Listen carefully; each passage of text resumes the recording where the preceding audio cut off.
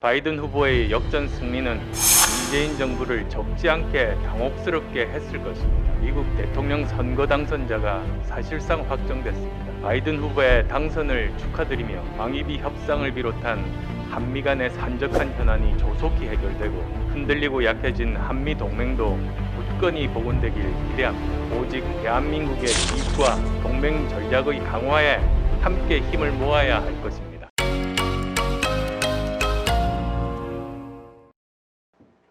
미국 대통령 선거 당선자가 사실상 확정됐습니다. 바이든 후보의 당선을 축하드리며 방위비 협상을 비롯한 한미 간의 산적한 현안이 조속히 해결되고 흔들리고 약해진 한미 동맹도 굳건히 복원되길 기대합니다. 바이든 후보의 역전 승리는 문재인 정부를 적지 않게 당혹스럽게 했을 것입니다. 국내외 언론들이 앞다투어 바이든 후보의 당선에 대해 민주주의와 보편성의 회복 등 여러 정치 사회적 의미를 부여하고 있지만 정부와 여야 정치권은 정치적 이해관계나 선호를 떠나 절제된 표현과 행동으로 오직 대한민국의 이익과 동맹 전략의 강화에 함께 힘을 모아야 할 것입니다. 그래서 첫인상과 인식이 매우 중요합니다. 바이든 당선자는 부통령을 역임했고 미 상원 외교위원장을 역임했기에 한반도 문제에 적지 않은 지식을 갖고 있을 겁니다. 그러나 대통령으로서 갖게 되는 북핵과 한반도 문제에 대한 인식은 또 다를 수 있습니다. 그래서 가능하다면 당선자 시기에 상황에 대한 객관적 정보를 전달하고 우리의 정책과 노선을 미국 신행정부의 정책 기조와 조화시키기 위한 작업을 제대로 해놓지 않는다면 앞으로의 한미 관계를 낙관만 할 수는 없을 것입니다. 그런 의미에서 문재인 대통령과 외교 당국에 충고합니다. 이런 중차대한 시점에 정권의 이익을 위해 당선자에게 왜곡된 정보를 전달해서는 안 됩니다.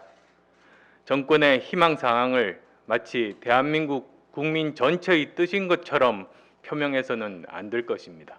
혼담이 오가는 두 가문이 서로 상대를 잘 알고 있는데 중매쟁이가 농간을 부린다면 돌아오는 건 술 석 잔이 아니라 뺨 석 대가 될 수 있습니다. 북핵 문제의 당사자로서 냉정한 현실 인식 속에서 국제사회의 보편적 가치와 판단에 입각해 대한민국 국민의 생각을 전달해 주기 바랍니다. 사실 지난 몇 달 동안 우리가 영향을 미칠 수도 없는 미국 대선에 너무나 많은 관심을 기울였습니다. 그 시간 동안 대한민국 정치의 병은 더 깊어졌습니다. 트럼프, 바이든 두 후보의 진흙탕 선거전을 비웃는 사람들도 있었지만 그 사이 대한민국은 진흙탕보다 더한 시궁창으로 빠져들었습니다. 바이든 후보가 선거 승리 일성으로 치유와 통합을 이야기하고 그의 당선으로 세계 많은 나라들이 다원주의 복원과 미국 민주주의와 보편성의 회복, 증오와 갈등의 종식을 기대하고 있지만 미국의 변화를 바라보는 이 시점에서 우리의 형편을 보면 참으로 답답하고 암울하기 짝이 없습니다. 지금의 정권과 정치가 달라지지 않는다면 과연 우리는 앞으로 무엇을 기대하고 무엇을 변화시킬 수 있겠습니까? 그래서 저는 다시 한번 대통령과 정부 여당에 근본적인 질문을 던지지 않을 수 없습니다.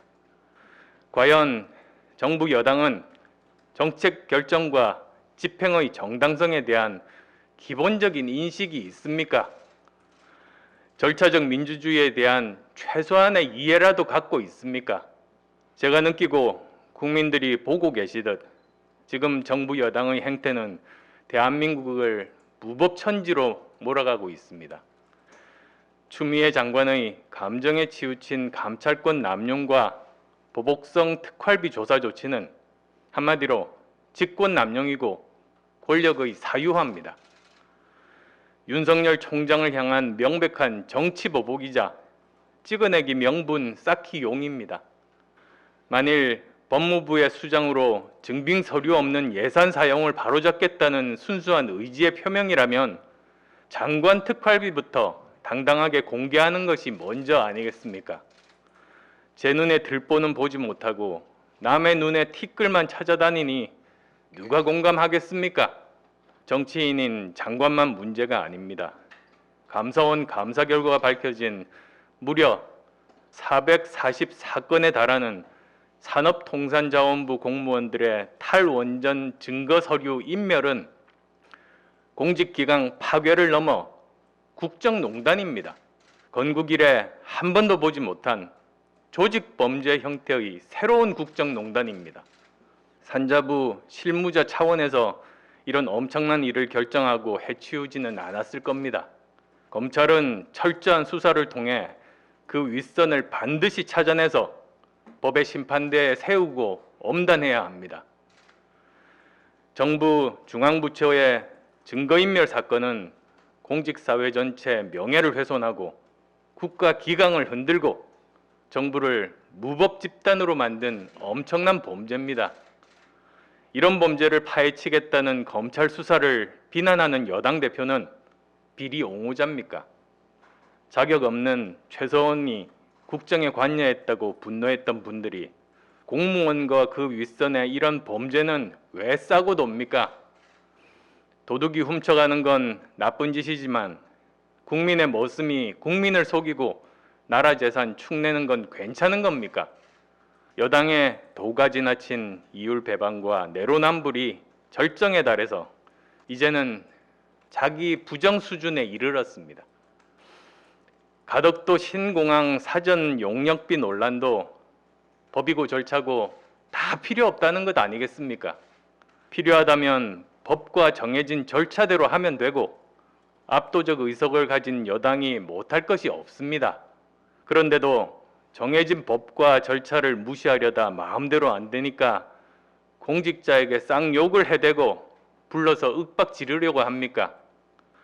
오죽하면 자기 편 정치인 장관조차 이의를 제기하겠습니까? 이 정권 사람들은 국가 전략과 정책에 대한 합리적 결정 과정은 다 필요 없고 무조건 선거에 이기기만 하면 만사 형통입니까?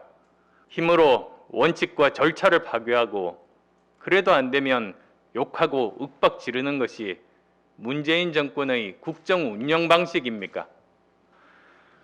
기사 배치가 마음에 안 든다고 포탈 책임자 부르고 예산이 마음에 안 든다고 욕하며 차관 불러 올리고 이러다 수틀리면 국민도 불러 올릴 판입니다. 한마디로 전근대적인 봉건사상과 초법적, 무법적 사고에 젖어 있는 막가파들입니다. 이 모든 불합리와 비상식으로 버무려진 무법천지 국정 운영의 원인은 공익보다 사익, 국익보다 정파의 이익을 우선하는 생각이 권력 핵심부의 뼛속까지 박혀 있기 때문입니다. 보궐선거 무공천 규정을 전당원 투표라는 쇼를 통해 무력화시키려다 투표율이 못 미치자 당원 여론조사였다고 억지를 부린 건 사익 앞에 대의나 약속은 중요치 않다는 이 정권의 썩어 빠진 생각을 단적으로 보여준 것입니다. 민주당 출신 서울시장과 부산시장의 성범죄로 인한 혈세 낭비가 성인지 학습 기회라는 궤변 역시 이 정권이 국민 알기를 장기판에 좋을 만큼도 생각하지 않는 오만한 사익 추구 세력임을 대놓고 선언한 겁니다. 민주주의 파괴는 제도적 권력을 남용하고 정치적 반대 세력의 존재를 부정하는 것에서 시작된다고 합니다. 문재인 정권은 여기에 한술 더 떠서 사정기관을 사병화하고 감사원을 무력화하고 의회를 통법부로 만들고 있습니다. 민주주의의 기본인 견제와 균형을 무너뜨리려는 것입니다. 지금 문 정권의 모습은 한마디로 독재 정권의 초기 단계자 유사 독재 정권의 모습입니다. 사업에 실패해 보일러 노동자로 일하면서도 자식 교육에 최선을 다했다는 조 바이든 당선자의 아버지는 평소에 이런 말을 자주 하셨다고 합니다. 아들아, 사람의 됨됨이는 그 사람이 얼마나 많이 넘어졌느냐가 아니라 얼마나 빨리 일어나는가에 달려 있단다 라고 말입니다. 지금 대한민국의 공정과 정의는 권력자들의 특권과 반칙에 쓰러졌습니다. 이 땅의 민주주의와 법치는 떼법과 양념에 굴복한 것처럼 보입니다. 이 상태가 계속된다면 대한민국의 민주주의와 법치주의는 다시 되돌릴 수 없을 것입니다. 지난주 야권 전체의 혁신 플랫폼을 제안한 것도 더 이상 이대로는 야권의 장래도 대한민국의 장래도 없다는 고심 끝에 내린 결론이었습니다. 단순히 반문연대, 반민주당 연대가 아니라 대한민국 변화와 혁신의 비전을 생산하고 실천할 수 있는 개혁연대, 미래연대, 국민연대가 필요합니다. 그래서 쓰러져가는 대한민국 민주주의와 보편성을 회복하고 이념과 진영의 굴레에서 벗어나 이성과 합리, 상식이 통하는 실용적 개혁 정치의 길을 야권이 선제적으로 만들고 앞장서야 합니다. 그럴 때만이 정권 교체도 가능합니다. 그리고 그 정권 교체는 반사 이익에 의한 집권이 아니라 대한민국 국민을 하나로 통합시키고 시장은 역동성을 회복하여 창의와 혁신을 바탕으로 경제 성장을 이루는 대안체제로서의 정권 교체가 될 것입니다.